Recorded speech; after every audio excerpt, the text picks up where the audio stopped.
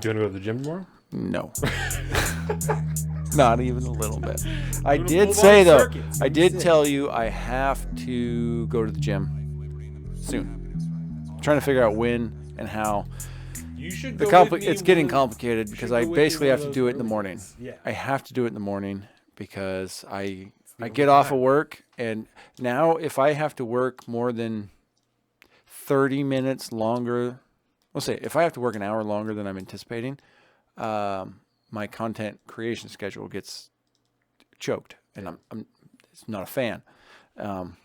So it's like I have multiple jobs now, which is interesting. Time-wise, I have to be certain places, doing certain things at certain times, and I've realized that my only time to work out is going to be in the morning now. Yeah. But I need to make it a reality. Yes. Sooner rather than later, and I would prefer it not have to kick off at fucking 3 a.m. in the morning. Are we getting up at 3, baby? It sucks. I'm not telling you it doesn't suck, right? Because it does. It always sucks, man. Waking up at 4, waking up at 5, it all sucks. But waking up early like that sucks. But you also need to make yourself go to bed just a little bit earlier. Because if you're in a bed at 10, like that's a reasonable time. I think that you could attain going to bed 10 o'clock. Yes, I think you could attain that. I could attain that. 10 to 3. What time do I need? 10 to 3? 10 to 3. My sleep 5. Like I need 5. Like that's what I'm like. 5 is the minimum. 5. I've done that before. Used to be 4. I'm not telling you it's not rough. I am not telling you it is not rough, because it is. But I can also tell you going to the gym makes you feel better, right? So you're not as tired because you're going to the gym, so you're healthier. Your body is and you're more like efficient. You're starting your day off. Yeah, especially when you by getting amped up like that. You're not trying to work all day and then go to the fucking gym. And I learned from listening to different athletes, right? A huge part is hydration. If you make sure if you're hydrated when you go to the gym, when you start to sweat, you wake up. Mm-hmm. If you're dehydrated, if you are not hydrated enough, you will start to yawn, you'll get tired, and that's when you feel like you're not there. Yes, I heard this from he's a multi-gold medal Olympic wrestler. Yes, was saying that like that's the science behind it. If you are trying to cut weight or you're at the gym and you're yawning and you're tired, you are dehydrated. You did not drink enough water, and so that's a huge indicator from a wrestler, especially huge indicator for me. If I'm at the gym, 3 a.m., 3:30, 4 o'clock, if I'm yawning, like I did not drink enough water yesterday, so I'll make sure when I'm done at the gym, I hit a liquid IV and then I hit another water bottle. After that. Mm-hmm. Make sure I hydrate myself, and that's usually Fridays is like I go Tuesday, Friday, and Sunday. So Friday to me is like the first day I go to the gym. And so, you're a 3-dayer. Yeah. So if I go on Friday and I was tired, then I'll make sure Friday and Saturday I hydrate the fuck out of myself, and then on Sunday I'm not tired like that. I'm at the gym. I'm ready to go. Got in the military that I don't have to wake up early. Now in my new job, I have to wake up at 6 a.m. to be at work at 7. It's Amen, rough. bro. Yeah. Amen. All right. Yeah. I was a cook, so guess who was the first one up on the fucking ship every single time?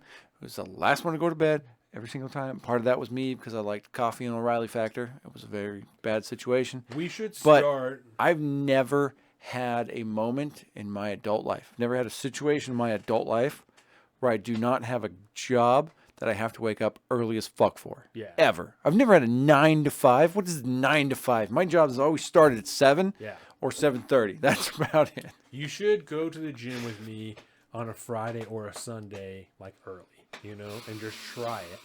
And then that's enough time where if you wanted to come home and eat something and then go to work, you would have enough time by the time that we're done to do that. Come home and shower if you want. There's showers at 24-hour Fitness. So because I got to drive to Silverdale. You know what I'm saying? To go to that joint, right? I'll come to Paulsbo to you. There's a Paulsbo one? Yeah, there's that's next that to one. Central Market. So that's not too bad. No, and I then would meet you at Paulsbo if you're going to go to the gym. I would meet you at Paulsbo so you don't have to come to Silverdale. It's only 8 half minutes hour there and then 15 minutes from there to work. Yeah, not too shabby. Yeah, and we can run through a solid hour and a half workout, and you would be feeling it. Don't make this possible for me. You are making this a possibility, and I don't appreciate it. I'll come to Paulsbo. I want to talk about splits in the media. I don't want to talk about going to the fucking gym anymore. Okay. Splits in the media. All these people are like, what are we doing? Like, why are... No, okay. This is Salt of the Streets, all right? This is how you get... Yes, this is Salt of the Streets. Okay, so it's about us. Media. This was a topic sent to us by Larry. The Tax Man. Larry the Tax Man. Larry Dixon. Frequent guest here. Good friend of ours. Who would have known we would have ever fallen a guy that calls himself Larry the Tax Man? Yeah. Yeah. Weird. It's right? not what we do. And he called it the split of the media. Right. Yes. And Colin was calling it kind of the division of the media. And this is kind of people separating from traditional, what we call corporate media, right? MSNBC, CNN, Fox News, whether you're conservative or progressive, right? Left or right. All the guys you got in the 1950s. Pretty much cable news, right? Yeah. Even ABC, CBS, all this shit. This is all corporate news. This is corporate media, right? Into kind of what was called new media for a long time. There's a lot of YouTubers and stuff like that, even like Breaking Points, the Young Turks, things like that would be part of new media, I think. I think that was like alt media. And it depends on how deep we want to go. I'm classifying it, right? And so this, you can disagree. We can talk about this and then move on to it. But I think that you'll largely agree with it, even if you change the names, right? New media. This is just how I'm tiering it, right? Like the Young Turks, Breaking Points when they were on the Hill, right? So we'll call it the Hill, not Breaking Points. You can even call it Louder with Crowder, right? Was on there, some things like that, right? Yeah. Ben Shapiro. These are going to be things that I think anything are that wasn't the corporate media that was starting to get mainstreamed, media, right?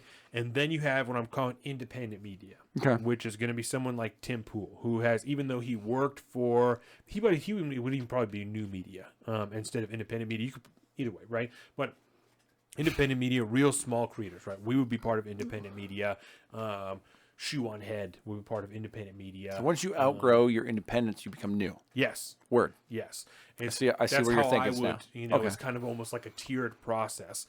So we got 3 tiers in your world for now? For now. And that's a rough shaping. Just as Larry proposed this to us, I started to kind of think about it this way, right?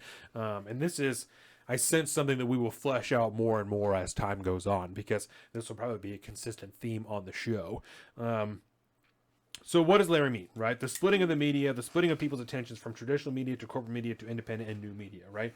Why is this happening, right? There's a big, it's a lot of discussion points here. The consolidation of even local stations to a large corporate ownership is a major concern to a lot of people, right? It has been for years. Yes, and we saw a few years ago a large compilation of different small or local news companies. This is a great concern to our democracy and like things like that. You know, all saying the exact same thing, but there are from Washington to Florida to California to New York, all local news networks all saying. The same God! thing. You know when this was? I remember like when Sinclair this was kicking Media off. Or something yes, like that.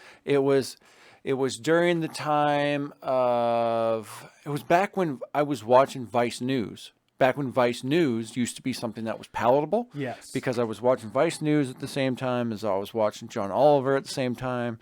And John Oliver did a thing on the Sinclair broadcast. Yes. And that was the consolidation of your local Channel 7 News, Channel 5 News. All the local stations were being bought up and consolidated under Sinclair Media, and they were literally having scripts handed out to them about what to say, how to say it, when to say it. And that continues to today. Yes. The next point that we have, right? Corporate and corrupt ownership. Corporate ads and corrupt ownership. We talked about the corporate ads already. Pfizer placing ads, not even commercials, but this broadcast sponsored by Pfizer.